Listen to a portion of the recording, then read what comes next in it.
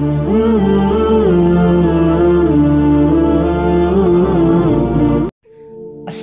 আলাইকুম ওয়া রাহমাতুল্লাহি ওয়া বারাকাতুহু।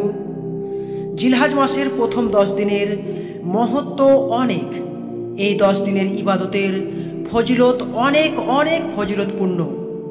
আজকে দুটি অতীব গুরুত্বপূর্ণ আমলের কথা বলবো ইনশাআল্লাহ। দিনে রোজা, রাতে ইবাদত। জিলহজ মাসের প্রথম দশকের বিশেষ একটি আমল হলো দিনের বেলায় সিয়াম পালন করা এবং রাতের বেলায় যথাসম্ভব নফল ইবাদতে মশগুল থাকা।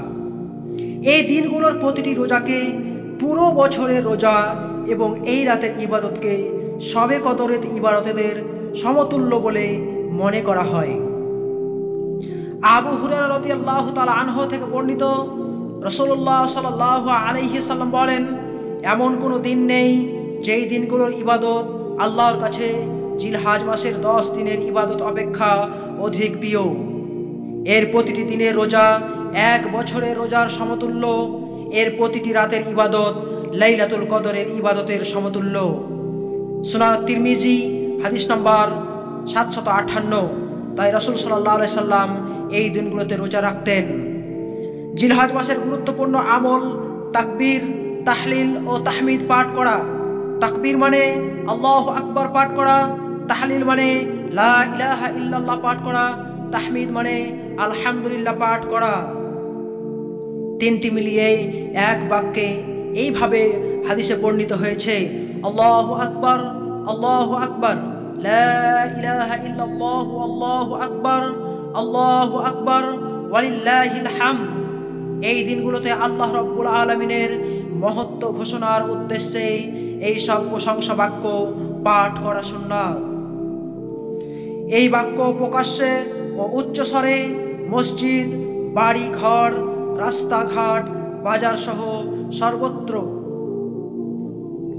উচ্চস্বরে পাঠ করা হবে, তবে মেয়েরা নিম্ন স্বরে পাঠ করবে।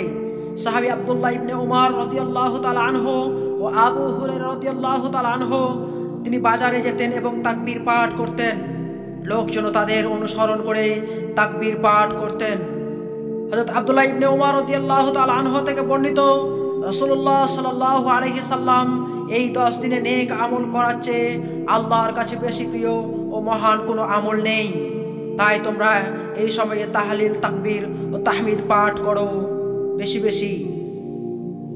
সম্মানিত শ্রোতা মণ্ডলী, আমরা আলোচ্য 2টি হাদিস থেকে স্পষ্টভাবে বুঝতে পারলাম যে জিলহজ মাসের প্রথম 10 দিনের অনেক ফজিলত, অনেক ফজিলত, অনেক মহত্ব। যদি এই জিলহজ মাসের প্রথম দশকে একটি মাত্র সিয়াম পালন করা হয়, তাহলে একটি সিয়াম 1 বছরের সিয়ামের সমান সওয়াব পাব। এবং যদি একটি রাত্রিতে তাহাজ্জুদ পড়া হয়, তাহলে পরে শবে কদর অর্থাৎ রমজান মাসের যে শেষ দশকের লাইলাতুল কদর, সেই লাইলাতুল কদরের ইবাদতের সমান আল্লাহ রাব্বুল আলামিন আমাদেরকে নেকি দিবেন। আল্লাহ রাব্বুল আলামিন কিছু দিবসকে কিছু দিবসের উপরে প্রাধান্য দিয়েছেন, কিছু রাতকে কিছু রাতের উপরে প্রাধান্য দিয়েছেন, কিছু মাসকে অন্য মাসের তুলনায় তিনি প্রাধান্য দিয়েছেন। তার মধ্যে একটি মাস হচ্ছে জিলহজ মাস। এই মাসের ইবাদত আল্লাহর কাছে এত প্রিয়, এত প্রিয়, যা অন্য মাসের ইবাদত আল্লাহ তাআলার কাছে তত প্রিয় নয়। সম্মানিত শ্রোতা মণ্ডলী, আজকে 2টি আমলের কথা সংক্ষেপে আলোচনা করলাম। আমাদের উচিত আমাদের যথাসম্ভব চেষ্টা করা, কম করে হলেও আরাফাত দিন একটা সিয়াম পালন করা। আর যদি সম্ভব হয় তাহলে পরে আজকে জিলহজ মাসের 3 তারিখ হয়ে গেল, 3 থেকে নিয়ে 9 তারিখ পর্যন্ত আমরা সিয়াম যদি পালন করতে পারি, তাহলে পরে এক একটি সিয়ামের পরিবর্তে 1 বছরের সিয়ামের সওয়াবের অধিকারী আমরা হব। সম্মানিত শ্রোতা মণ্ডলী, আজকে এ পর্যন্ত আলোচনা করলাম। এরপরে জিলহজ মাসের প্রথম দশকের যে মহত্ব, সে মহত্ব সম্পর্কে আবারও আলোচনা করব ইনশাআল্লাহ। তাকবীরটি আমি আবারও পাঠ করছি, আপনারা আমার সঙ্গে পাঠ করুন। আল্লাহু আকবার, আল্লাহু আকবার, লা ইলাহা ইল্লাল্লাহ, আল্লাহু আকবার, আল্লাহু আকবার, ওয়ালিল্লাহিল হামদ।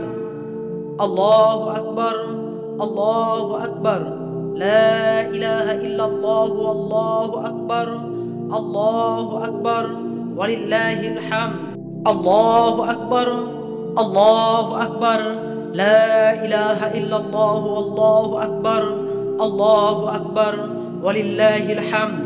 সম্মানিত শ্রোতা মণ্ডলী, কুরবানি করার আগ পর্যন্ত, এখন থেকে নিয়ে কুরবানি করার আগ পর্যন্ত এই তাকবীর, তাহলিল ও তাহমিদ পাঠ করতে থাকবেন এবং যারা আমার ভিডিওটি দেখছেন অবশ্যই ভিডিওটিকে শেয়ার করে অপর বন্ধুদেরকে দেখার সুযোগ করে দিবেন। আসসালামু আলাইকুম ওয়া রাহমাতুল্লাহি ওয়া বারাকাতুহু।